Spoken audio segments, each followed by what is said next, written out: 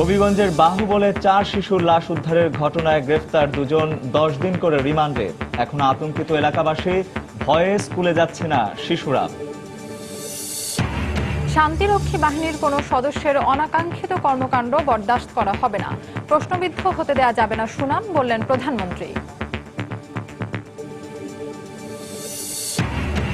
ATM card জালিয়াতির ঘটনায় ক্ষতিগ্রস্তদের ফেরত দেয়া হলো লোপাট হওয়া টাকা। গ্রাহকদের সচেতনতা বাড়াতে কেন্দ্রীয় ব্যাংকের তাগিদ।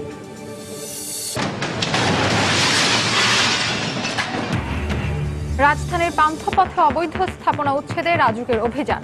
এসব স্থাপনা উচ্ছেদে আগে থেকে নোটিশের প্রয়োজন নেই, বলছে কর্তৃপক্ষ। এবং 3 দিনের টানা সরকারি ছুটির সামনে রেখে রাজধানী ছাড়ছেন অনেকে। রেল ও বাস স্টেশনে বাড়তি চাপ, টিকিট না পাওয়ার অভিযোগ।